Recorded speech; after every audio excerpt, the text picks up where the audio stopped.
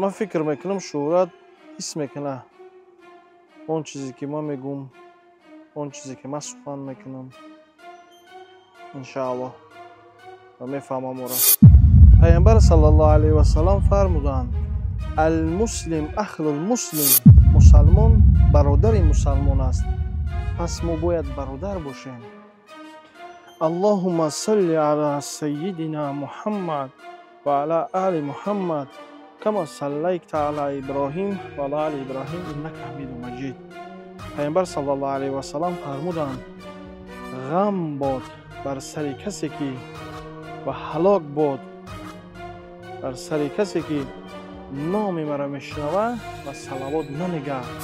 پس برادرای عزیز، هر جایی که نام پیامبر که شنیدین، کومی که گفت پیامبرمون گپ زد سه محمد گفت، ما چی باید بگیم؟ صلی الله علیه و سلم. السلام علیکم و رحمت الله و برکاته. برادرای اهل اسلام، الله حفظتون کنه. هر که باشین زنده و سلامت باشین. انسان هایی که پادپیسات کردگی نیستند، پادپیسات کنین، لایک، فکراتون بعد ویدیو بنویسین، انشاءالله ما میخونم. خدای مهربان بیماری‌ها را شفای کامل، به فرزندان را سوی فرزند، به نمازها را اهل نماز، به تقوا را تقوا نصیب و روزی گردانه. یک چیز دیگر را ما نپامینتون میکنم، پگاه انشاءالله جمعه پیامبر صلی الله علیه و سلام گفتند ما را که هر روز جمعه انسانی که به بالغ رسیدگی حتمی باید آبازی کنه، گفت گپو دوخی داشته باشه دوخی بزنه، خشه بگیم عطر کنه و یگم مسئله داشته باشه ریشکاش مثل مسئله کنه و بوی خوب کنه و بعداً بیا اگر جماعت نشینه و خطبه را امام میخونه، خطبه را گوش کنه، نمازش بخونه، هیچ کس میشد نکنه گرد اطراف خودش. اگر یگم کس مثل گفت گپو وای نکنه، انشاءالله هر اون گناه چی گناهی کرده خدای مهربان مقصد گناهاش مغفرت میکنه. برای چی برادر عزیز ما از این جمعه با اون جمعه مثال نماز میخونیم، همین هفته تا هفته چی گناهی که میکنیم، همین جمعه خوندن ما و نمازهای 5 وقته ما سبب گناه مغفرت گناههای ما ایرا فراموش نکنیم برادر عزیز. برای همین انشاءالله پگاه همتون با جمعه دعوت میکنیم، نماز گفتگو سفربر شین، به نمازتون برین، جماعتتون خونین، کاراتون یک طرف کنین، بهانه نمیشه و نگین که مثال من کار دارم، من نمیتونم، مرا خزینم نمیمونه، مرا ایخه مرا اوخه. این خیلی گپ باید نباشه. مثلا هیچ چیز یگام کار پیش راه نماز باید گرفتن نتونه. فهمیدین برادر عزیز؟ الله حفظتون کنه. ویدیو ما را فهمیدین که درباره شهرت ما چند روز شد نافرمانی ها مثال نافهمی ها کردیم، تو گپا بین همدیگر مثال انا ویدیو کردیم، وای مرا ویدیو کرد، ما وای ویدیو کردم، خلاصه چی خوب شد که خطی اسماعیل برادر گفت تو گپا برادر شدیم، دوست شدیم، او هم مثال ویدیو رو دلیت کرد، ما هم گفت گپا ویدیو کردیم، عذرخواهی کردیم و یک خلاصه دوم دیم دیشب که خطی شهرت برادر خطی مثال با هم دیگر گفت گپا دیگه ویدیو شپک نمیکنیم برای که زیبیمون نداره چی در کره مثال این مون ویدیو کردن من لیشنما لغزه میبینم. برادر عزیز مثال دعوت میکنیم بیو مقصد اینه مرحمت بیا یک جویا شیم ویدیو تا روی که صاحب شست بزنم تلگرام دا پارتوم نکه فقط گپای بزیب نگو.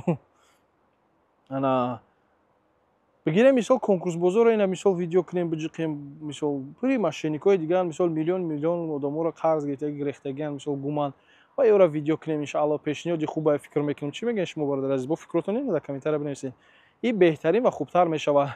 برادر مثال کی شهرت مثال ما یکمش ما لیتسمیر نیستم، ما تکبر آدم نیستم، ما آدم پرستویم با خدا کردم که خطی ما مثال مرا میدونه شتگی خطی ما هم نشینای ما اگر کنیم باشه مثال و یا میدونن که ما خیلیم با همین خاطر انا یگم گپی ما اگر یگم سخنی ما اگر تر خفه کرده باشه این دنیا دو روزه، این روز هستیم پگاه نیستیم. فهمیدی؟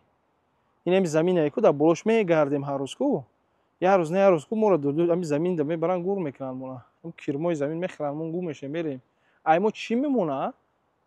عمل صالح میمونه. پروین برادرو عمل صالح چیه؟ مثال نماز خوندی، 5 وقت نماز تا جمعه میره، رمضان روزه میگیری، صدقه میکنی، زکات میدی اگر داشته باشی شرایط. خلاصه یک دستی کم بغل یک و مثال چی میکنی خب حتی درمو اویله خودت هم مثال فرزندای خودت هم که مثال بخری خرید کنی یا مثال صدقه حساب میشه. با همین خاطر همین کارها ایمو میمونه. این پولی مال دنیا این چیز دنیا انشاءالله نمیمونه و از کدامی که انشاءالله ما قرضدار هستم ма қарзо ма гуфти гапо дар фикршам ҳастам, гуфти гапо бармегардонам одамое ки ҳастанд метемшонам бепарво бе ягон мушкилӣ, гуфти гапо кадом одам дар ин дунё қарздор нест. почти 90% одами рӯи дунё мегӯем қарздор ҳастанд, доранд яҷо қарз накӣ. иншааллоҳ ин маъноиро надорад ки даро мисол видео шапак кунем, фаҳмидӣ? барои ҳамин яке агар гапои ман сахт расида бошад, ягон сухани ман аслан ман сухани безеб намегӯм, аққора даштом намекунам, узр мепурсам, узр бародари азиз Шӯҳрат. барои ҳамин видеома ман мегирам нисбати худат далид мекунам ва чизе ки аз худат боша бародари азиз удалид кунӣ беҳтар ва хубтар мешавад. аллои меҳрубон ҳамамона дар ҳифзи замони худаш нигаҳ дорад. бародари азиз, шумо чӣ фикр доред? фикротонро бинависен. иншааллоҳ ман якта комментариёро мехонам. неке бародари азиз, як хоҳиш мекунам, ҳамеша забонтонро нигаҳ доред. бовар кун, пайғамбар саллаллоҳу алайҳи васалам мегӯяд ки ҳар инсоне ки мисол забон ва шармгоҳша мақсад нигаҳ медорад, ман кафолат метам, мегӯям, ман гарантия метам ки рӯзи қиёмат ҳамин одам ман ҷаннат медорам, мисол дохили ҷаннат мешавад.